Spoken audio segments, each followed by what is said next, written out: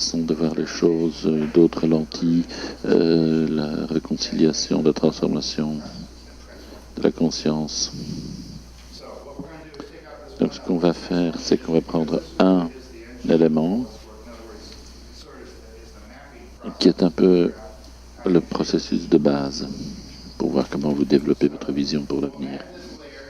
Donc on ajoute, si vous voulez, une couche au matériel volumineux que vous avez reçu hier, et je sais, Raymond et d'autres, que c'est énorme comme information, mais ce que j'essaye de faire pendant 2 jours, c'est de tout vous lancer dessus et ensuite essayer de systémiser, parce que si on le fait par petits pas sans savoir vous attend plus loin, on n'en sortira pas.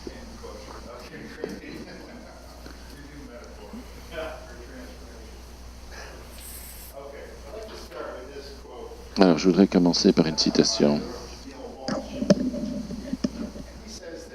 Neil Walsh qui dit espérer une nouvelle voie ne va pas la produire. La seule façon de le faire, c'est de mettre fin à l'ancienne façon de faire. On ne peut pas s'accrocher au passé en disant qu'on veut quelque chose de nouveau. Parce que l'ancien va défier, nier et essayer de casser le nouveau. Il n'y a qu'une seule façon de faire rentrer du nouveau, c'est qu'il faut faire de la place pour la nouveauté. C'est une déclaration puissante, parce que j'entends beaucoup dans les groupes, beaucoup de rhétorique. Vous dites à quelqu'un, est-ce que tu veux la vie ou pas? Oui, bien sûr que je veux choisir la vie. Tout le monde a cet espoir. Mais ensuite, il faut le suivre.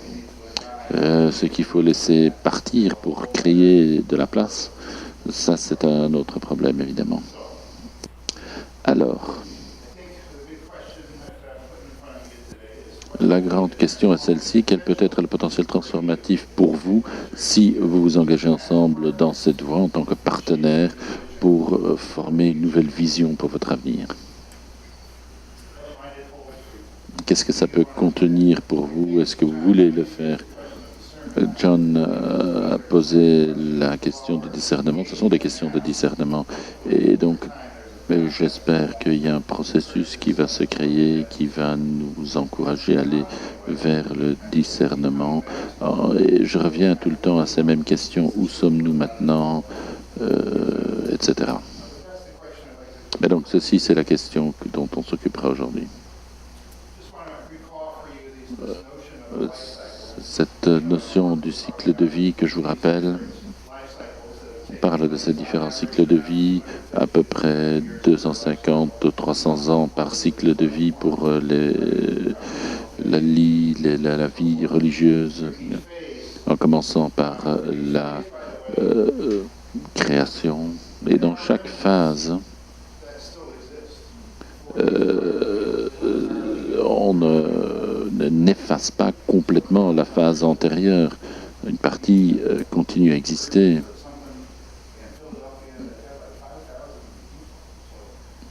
Donc, il reste toujours des vestiges des cycles de vie antérieurs. Alors la question, c'est quelle est la réponse radicale par rapport à l'Évangile aujourd'hui, dans cette phase actuelle de la vie religieuse? Quelle est la phase suivante? Où va-t-on? Je rappelle les différentes phases. Bon, c'est très générique, hein, je sais bien, mais les groupes, les organisations, les communautés partagent ces phases. D'abord une phase de fondation, où l'esprit a une passion et d'une façon attire des gens dans cette même passion pour l'avenir. Un endroit assez chaotique, très souvent c'est là que les groupes, la phase dont les groupes n'arrivent pas à sortir. Il y a eu 140 nouvelles communautés qui ont été lancées pendant quelques dernières décennies, mais très peu, voire aucune, n'ont survécu. Donc ça, c'est une phase risquée. Ensuite, vous avez la phase d'expérimentation et de croissance rapide. Vous avez une accumulation rapide. Le grand défi dans cette phase-là, c'est le syndrome du fondateur. C'est un terme que vous connaissez sans doute. Ça veut dire, bon, vous commencez par exemple une école, vous lancez une école, et vous étiez là, vous l'avez créé, c'est votre bébé, et les gens s'attachent à leur bébé. Et le défi, c'est comment est-ce qu'on passe de c'est mon bébé à c'est une organisation, c'est à nous. Vous avez certainement aussi eu des instances de gens qui se sont accrochés un peu trop longtemps, et le risque, c'est alors que ça ne devienne jamais une organisation. Donc chacune de ces phases a des crises et des opportunités, et une autre façon d'avoir besoin de leadership et de partenariat avec les membres.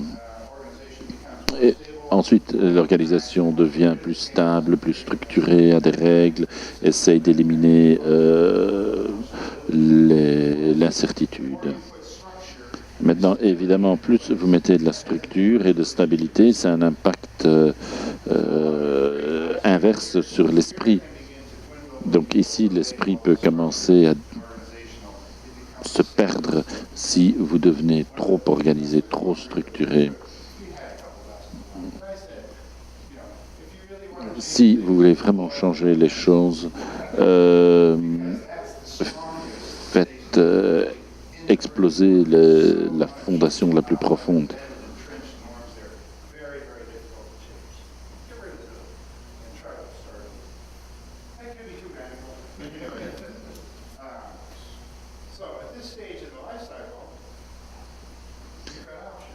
Alors, vous avez des options.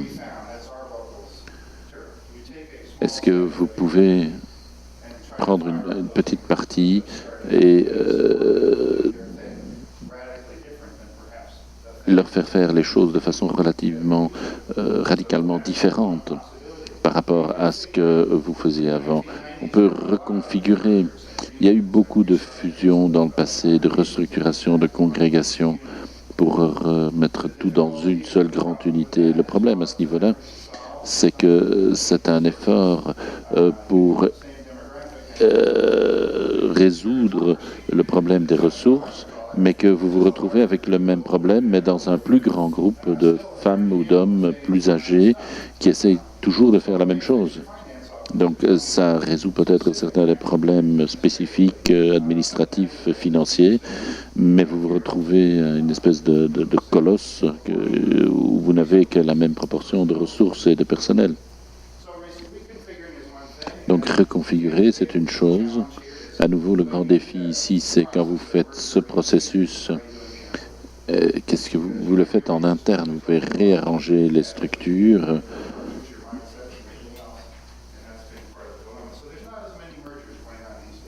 Donc il y a moins de fusion maintenant qu'il y a quelques années. Alors la restructuration, vous en avez parlé, changer la structure de l'organisation, peut-être qu'il forme un nouveau modèle de leadership, un effort d'essayer d'organiser la vie différemment dans les crises auxquelles vous êtes confrontés. Alors ensuite, on a mis l'accent sur le recrutement, essayer de trouver de nouvelles vocations. Ça a été aussi un ciblage très important. Ensuite, beaucoup de communautés régressent. On régresse quand on a un problème. On se retourne vers ce qu'on faisait avant, des choses auxquelles on n'avait plus pensé depuis longtemps. C'est aussi une opportunité pour intégrer. La régression n'est pas nécessairement une mauvaise chose, à condition qu'ensuite on redémarre vers l'avenir. Parce qu'à ce moment-là, ça vous donne une opportunité. Mais beaucoup de groupes retournent simplement en arrière. Les Dominicains, dans le Wisconsin, par exemple, qui refont leur travail de façon traditionnelle. Donc il y a des choses qui restent et qui resteront à l'avenir aussi. Certains groupes décident de mourir avec dignité. Et c'est légitime. Il y a des groupes qui sont tout simplement trop vieux. J'étais avec un groupe dans le Wisconsin, justement, un petit groupe une communauté de femmes. Il restait 35-40 membres à peu près. Et ils examinaient la fusion comme possibilité. Leur âge moyen était de 80 ans. Et j'étais dans cette pièce, on visitait chacune des sœurs, et j'étais avec une des sœurs. Elle avait 12 ans quand elle est venue dans cette communauté, elle avait 90 ans, donc elle a vécu pendant toute sa vie religieuse dans cette même pièce. 78 ans. Elle avait un ange pour chaque année dans la communauté. Il y avait des anges partout dans sa chambre. Donc je suis là et je dis, qu'est-ce que tu penses de cette fusion? Et moi je me disais à moi-même, c'est complètement ridicule. C'est complètement ridicule. C'est comme essayer de transplanter un chêne de 100 ans dans un nouvel endroit. Il périra. Et ici c'était la même chose. Donc c'est un processus de discernement collectif et individuel d'ailleurs. Et ensuite ils ont décidé de mourir avec dignité. C'est pas laisser tomber, c'est bien vivre la fin de sa vie comme nos parents ont fait.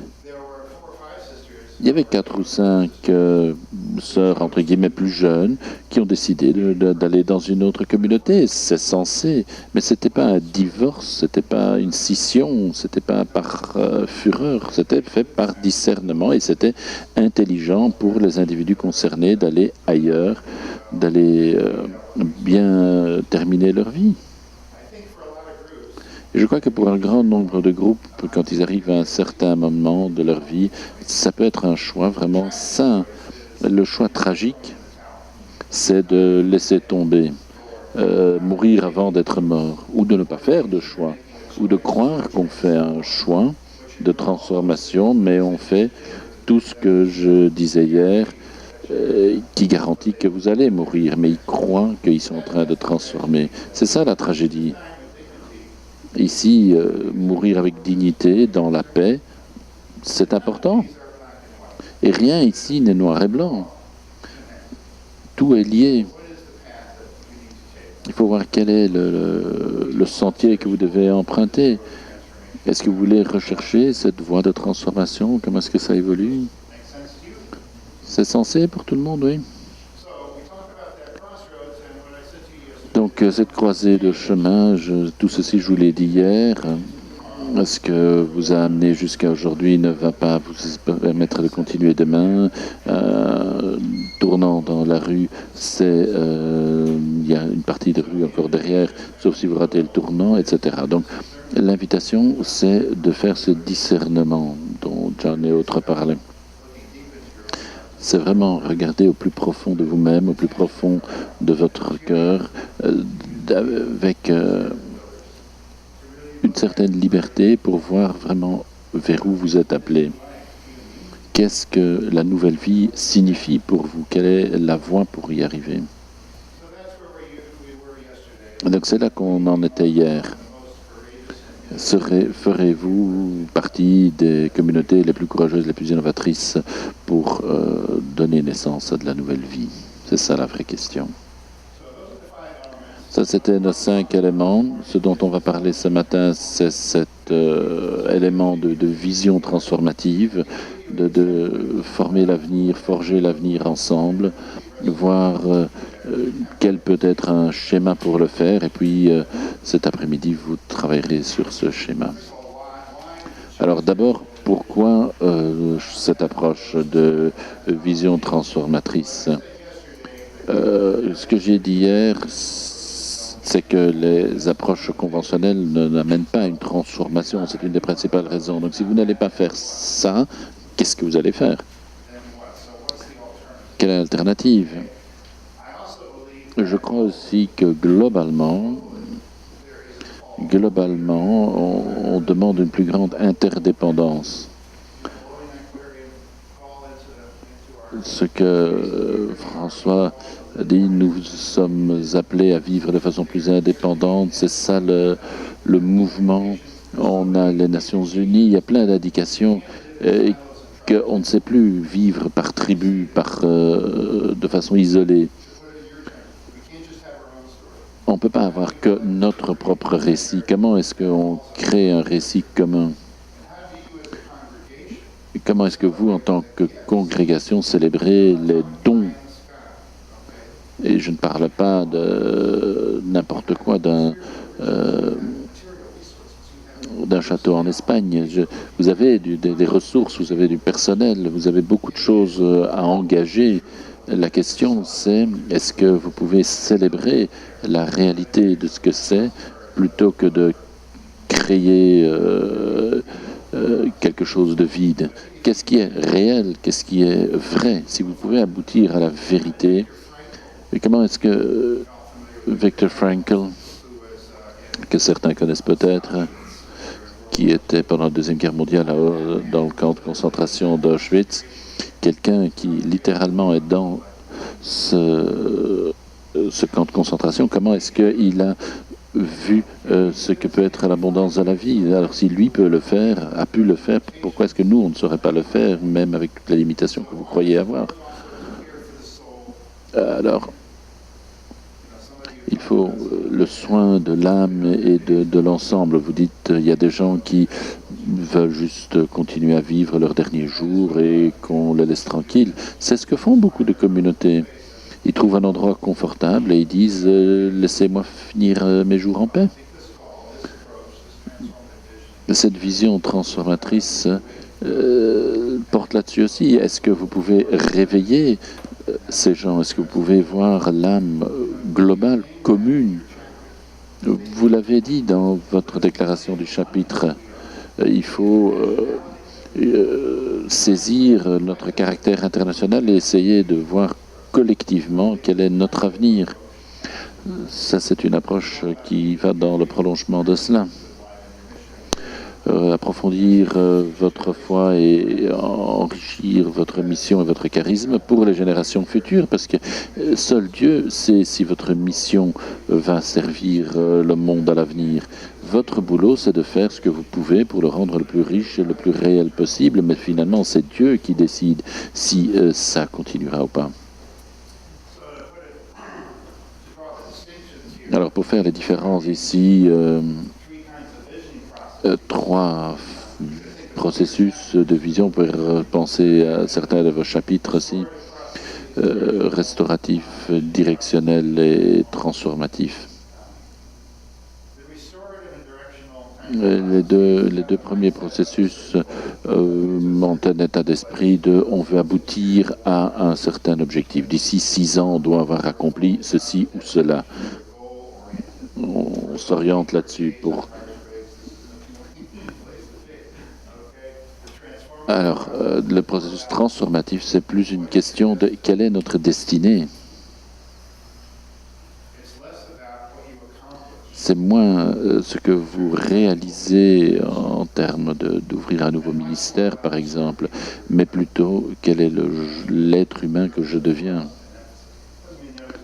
Ça ne veut pas dire que le reste n'a pas d'importance, hein, c'est une question d'accent, c'est pas blanc et noir. Mais cette approche-là porte plus sur le genre d'être humain que vous devenez plutôt que le projet que vous essayez de réaliser.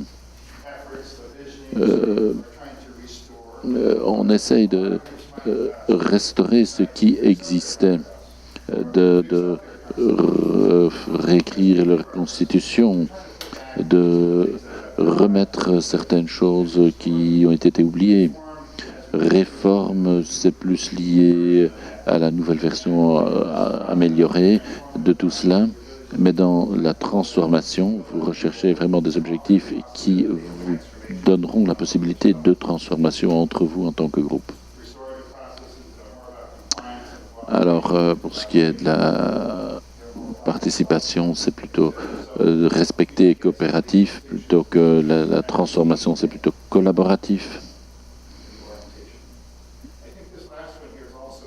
Ceci aussi, c'est important, me semble-t-il. L'avenir officiel, je vous ai donné ces statistiques. Ça, c'est l'avenir officiel. Ce sera probablement autant. Il y a beaucoup de gens qui essayent de voir quelle sera la vie religieuse dans 10 ou 15 ans. c'est censé, c'est logique, ça a du sens. Vous serez moins nombreux, les communautés seront plus petites, plus collaboratives. Tout ça, on l'entend. Mais je crois que dans ce genre de processus, ce que vous êtes invité à voir aussi, c'est de voir plusieurs scénarios pour l'avenir. Il y a un processus qui s'appelle planification de scénarios, qui sont par exemple utilisés en Afrique du Sud pour traiter l'apartheid. Parce qu'il y a de multiples avenirs. Si vous choisissez un avenir, est-ce que c'est vraiment ça? Non, on n'essaye pas de faire un pronostic ici. Ce qu'on essaye réellement de faire, c'est de vous ouvrir l'esprit et d'essayer d'imaginer en dehors des sentiers battus.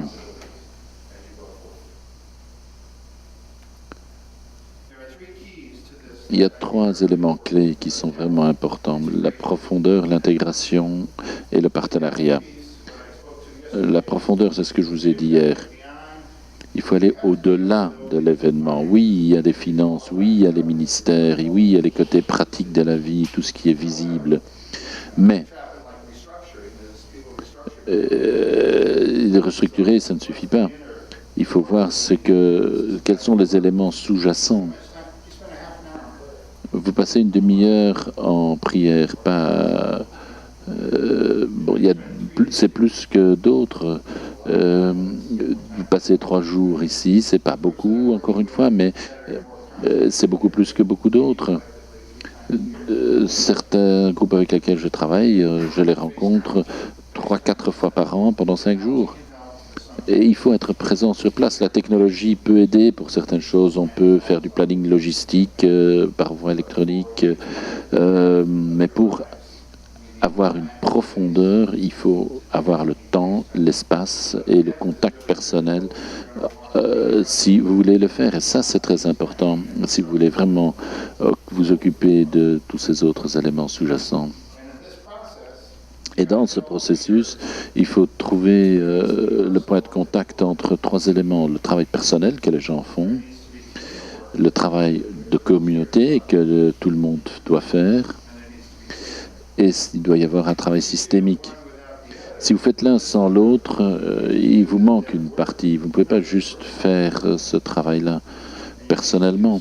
Vous ne pouvez pas faire le travail systémique si vous n'êtes pas intéressé par ce qui se passe dans votre communauté. Et le travail en communauté, je crois, c'est vraiment ce qu'il y a de plus difficile pour résoudre les obstacles, les résistances dans les communautés.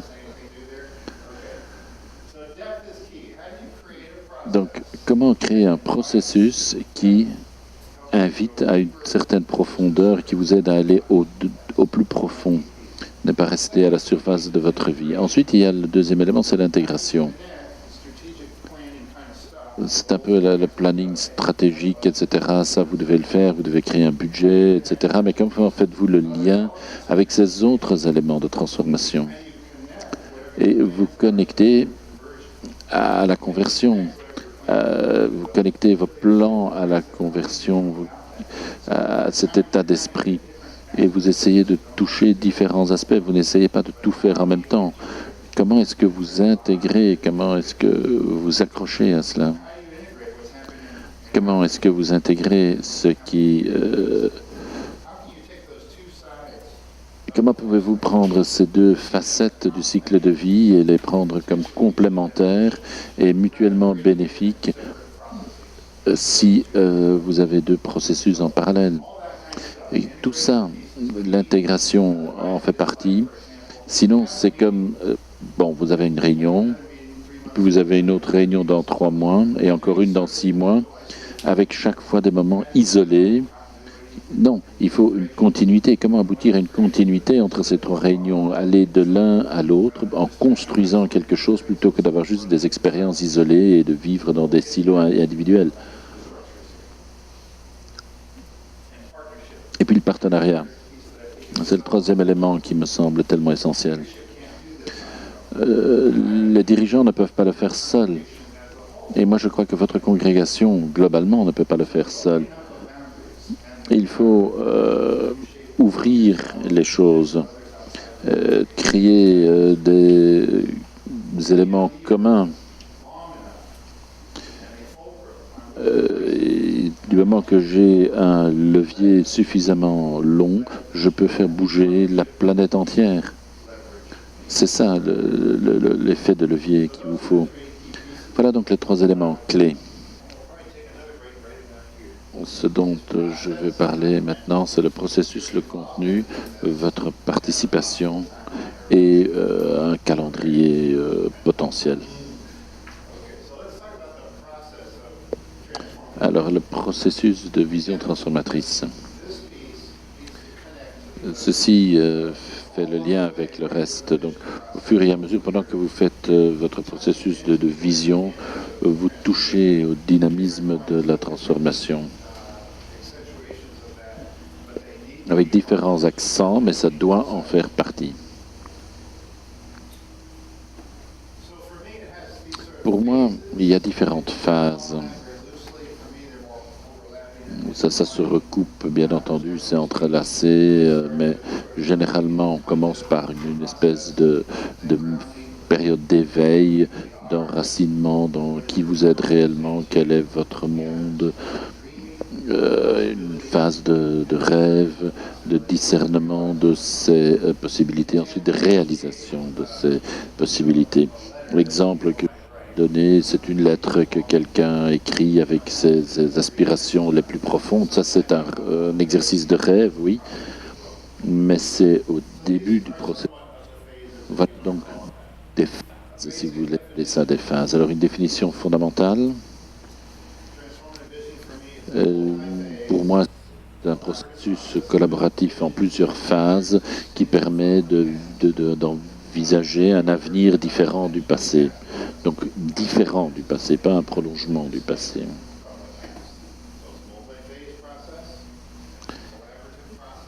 C'est un processus collaboratif pour créer ensemble un avenir.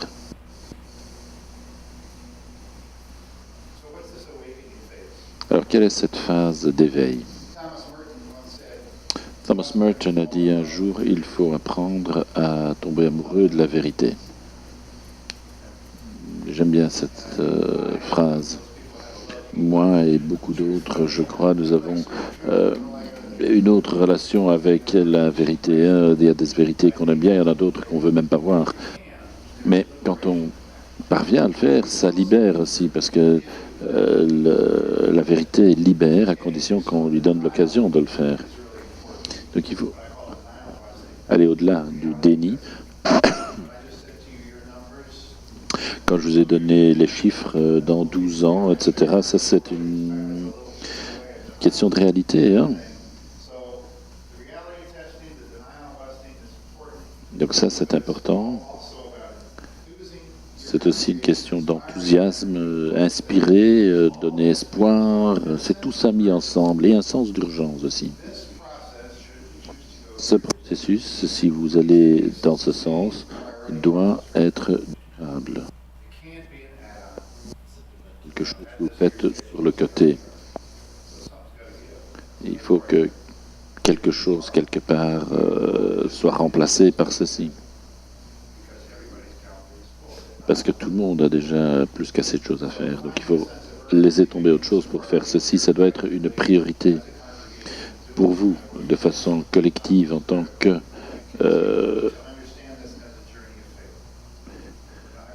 congrégation. Et ça, vous devez le comprendre comme un voyage de foi.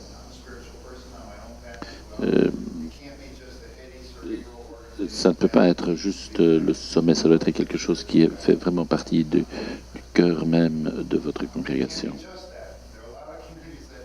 Mais ça ne peut pas être que ça. Il y a beaucoup de communautés qui, dans le passé, ont trop spiritualisé l'effort. Et c'est devenu du n'importe quoi. On en a beaucoup parlé, mais il n'y avait aucun lien. Et alors les gens se sentent dépassés, ils disent on est démoralisé. Donc quand vous faites des choses qui ne fonctionnent pas, ça ne fait que renforcer le cynisme des gens. Ils disent oublie-le, ça a été fait dans le passé, je ne veux plus en entendre parler. Donc la phase d'éveil, c'est quelque chose de constant, vous y travaillez maintenant, vous continuez à essayer de renforcer ce sens de ce que vous faites, pourquoi vous le faites, quelle est l'importance, etc. pour obtenir cet engagement qui est ce qu'il y a de plus important. Mère Teresa disait qu'il était important d'avoir juste une conversation avec Dieu. Vous devez enraciner, vous devez vous enraciner dans qui vous êtes. Pas juste démographiquement, mais quelle est votre identité? Vous avez certainement ça par écrit quelque part, mais honnêtement, c'est quoi aujourd'hui? Comment est-ce que vous le vivez? Quelle est votre expérience? De quoi avez-vous parlé hier? Le gouffre entre qui vous êtes et qui vous dites être. Chaque groupe a ça, mais qu'est-ce que ça vous apprend? Pour créer une vision de l'avenir, vous devez faire plus que simplement une analyse SWOT, points forts, faibles, opportunités et menaces.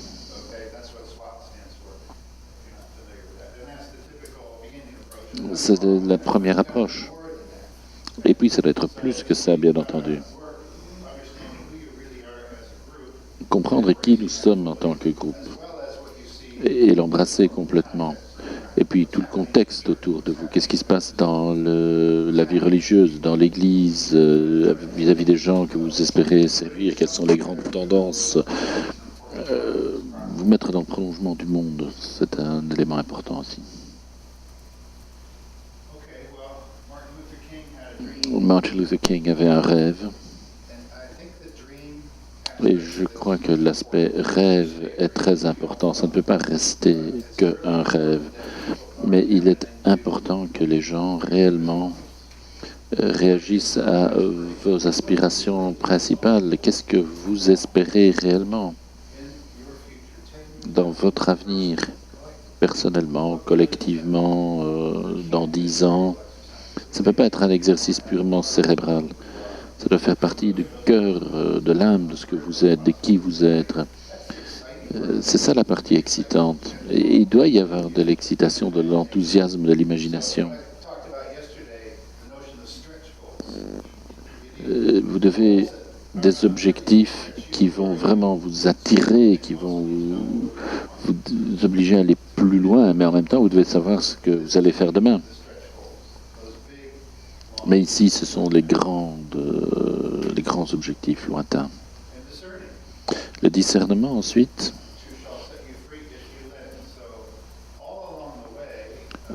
tout au long. Il ne faut pas avoir un jour de discernement pour discerner 3 options. Et on fait ça aujourd'hui et pas demain. Non, c'est tout au long qu'il faut essayer de voir où Dieu vous appelle. Mais ça, c'est à tous les niveaux, dans le groupe de planification. Vous dialoguez les uns avec les autres, vous cherchez ensemble. Où l'amour de Dieu nous appelle-t-il maintenant? Et puis vous faites un pas de plus, vous reposez la même question au fil du temps. Donc l'aspect commun du discernement est un point critique, me semble-t-il.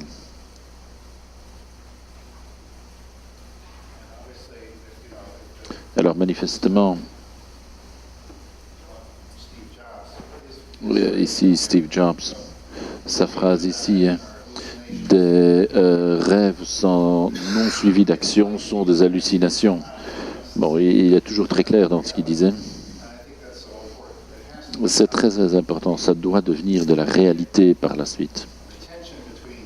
La tension entre la réalité et les aspirations, la réalité dans vos objectifs lointains, c'est une tension que vous devez apprendre à gérer. Comment les groupes restent-ils ensemble entre ceci, c'est notre réalité, et comment on continue à travailler dans cette tension, vers ce qu'on veut aller.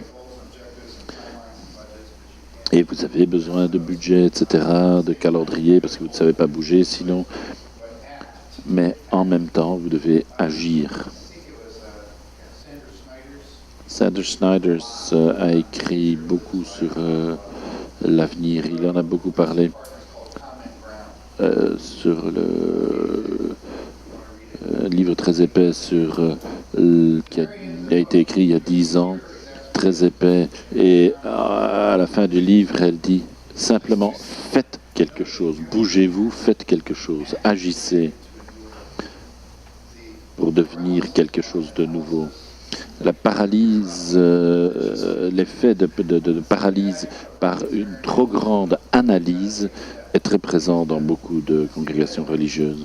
Trop analyser peut paralyser. Alors, parlons de contenu. De quoi va-t-on parler? Sur quoi va-t-on travailler?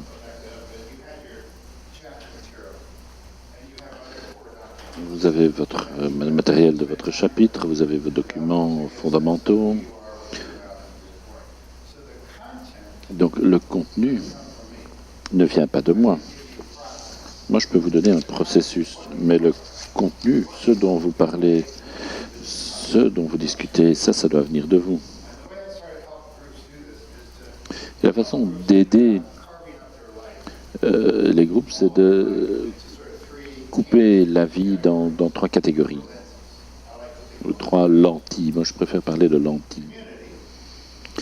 La communauté, d'une part, comment vivez-vous, comment est-ce que vous organisez votre vie, et quelle forme cela doit-il prendre dans 10 ans? Votre mission dans 10 ans, quelle sera-t-elle? Qu'espérez-vous qu'elle soit? L'aspect mission de la congrégation. Et puis votre intendance des ressources humaines, spirituelles, financières, etc., matérielles. Comment devez-vous les aligner pour soutenir ce que vous mettez en œuvre dans votre communauté? Ça, ce sont les grandes catégories. Et tout ça, c'est à le développer. Alors, dans la catégorie mission, dans 10 ans,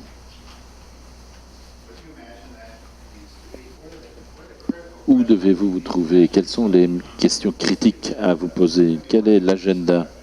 On va travailler là-dessus cet après-midi. Hein. C'est quoi l'agenda que vous devez développer et qui vous aidera à développer votre mission, votre vision?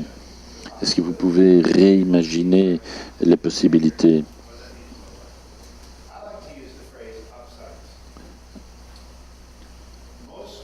La plupart des groupes songent à... Vous êtes moins nombreux, donc vous avez besoin de moins de bâtiments, vous avez besoin, etc. Donc adapter. Certains disent on est plus petit en nombre, donc on a besoin d'une plus petite équipe de leadership. Je ne suis pas d'accord, mais soit. Moi, je dirais le contraire. Réfléchissez à dans 10 ans à élargir votre mission plutôt que de la limiter. Pourquoi? Parce que vous avez des associés, vous avez des partenaires dans la mission, d'autres gens qui résonnent avec votre charisme. Ils ont les mêmes valeurs. Ils sont loyaux. Eric et Tony sont là depuis combien de temps? Vous avez des gens qui sont votre marché parce qu'ils s'occupent de vous, ils vous connaissent, ils sont fidèles et loyaux et résonnent avec une partie de votre vie. On peut les intégrer dans ce processus pour élargir plutôt que de réduire constamment votre mission.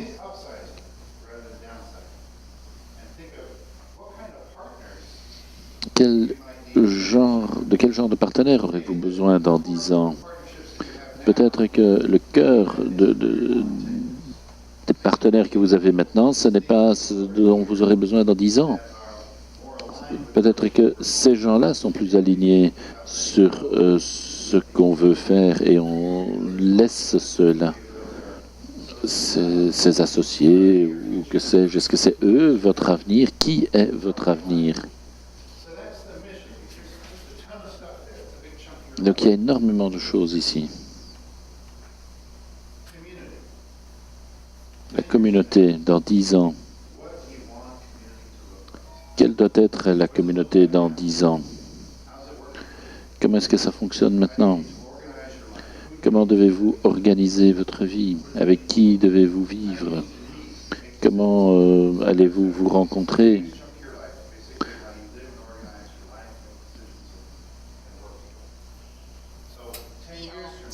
dans 10 ans, qu'est-ce que vous allez amener à ce monde?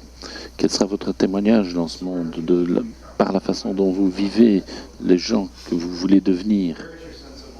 À quoi ou à qui appartenez-vous? Où est votre chez vous? Très niveau de base dans la pyramide de Maslow. Vous avez besoin de ces choses. Un chez-soi, quelque chose à qui appartenir, à quoi appartenir, vous le trouvez en communauté ou ailleurs. Ce que je vois dans beaucoup de groupes, c'est qu'ils sont en communauté, ils disent ça je connais, je ne veux plus y être, mais on a besoin de tout cela. Donc, ce que font les individus et les communautés, c'est qu'ils trouvent un autre domaine vierge, une nouvelle opportunité des ministères que personne ne connaît, on n'a pas encore de réputation là, voilà. Et ils commencent à se redévelopper. Et c'est très bien. Est-ce que vous pouvez créer une zone vierge ici? Est-ce que vous pouvez recréer la vie que vous voulez avoir en tant que communauté ici, avec un sens de chez soi, vrai, et pas vivre en parallèle? Donc qu'est-ce que la communauté dans 10 ans?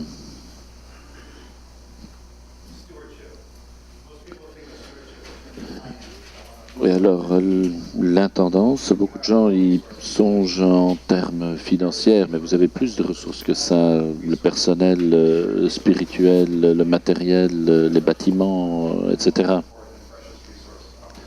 Et le plus important, sans doute, vous-même. Comment est-ce que vous alignez tout cela?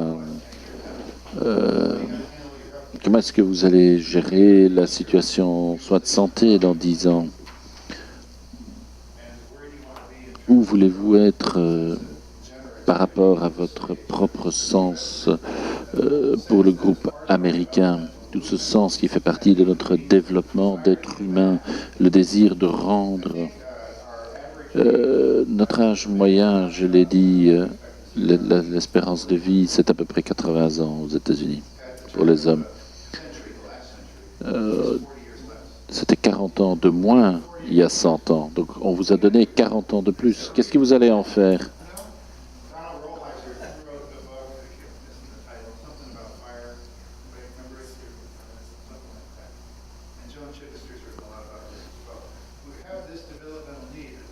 On a ce besoin de donner aux autres, de rendre quelque chose aux autres. On songe souvent moins à notre avenir personnel qu'à ce que nous pouvons faire pour les autres. Comment est-ce qu'on va combler ce besoin spirituel de donner sa vie pour une bonne mission? Donc, durabilité, quelle est votre prochaine phase évolutionnaire en tant que congrégation? Voilà 3 grands éléments de votre vie: communauté, mission et intendance. Ça, c'est la base. Qui vous êtes? Au-delà, vous avez votre contexte. Quelles sont les tendances que vous voyez par rapport au monde dans lequel vous vivez? Et là, il y a énormément d'informations. Énormément d'informations. Et beaucoup plus encore que vous pouvez faire. Hein. Pas juste avoir les informations en tant que telles. On a fait ça dans un autre groupe. Ils avaient invité beaucoup de tiers, 150 personnes. Et 2 mois avant cette assemblée, on leur a demandé de simplement lire les nouvelles ou écouter les nouvelles ou regarder sur Internet pour voir comment ils voyaient le monde et noter ce que ça évoquait pour eux. Et ils ont amené tout ça à l'Assemblée, on a commencé à discuter de ça, qu'est-ce qui vit chez les gens, tout simplement. Donc, il faut poser la question. La transformation, ce n'est pas conceptionnel, c'est viscéral.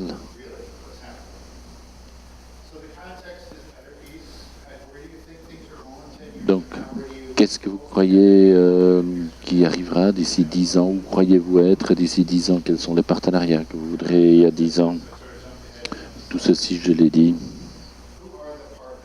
Qui sont les partenaires que vous voulez engager d'ici 10 ans plus profondément? Quels sont les partenaires dont vous dites ils sont moins essentiels pour notre avenir? Et si tel est le cas, comment est-ce que vous pouvez de façon responsable, peut-être la planning de succession pour certains ministères, vous devez laisser aller les gens qui, selon vous, ne sont pas au cœur de votre avenir. Et je m'arrête là, parce que je sais que je vous lance beaucoup de choses à la tête, mais voilà les 3 grands chapitres. Je ne sais pas si vous avez des réactions immédiates à ce que je viens de dire.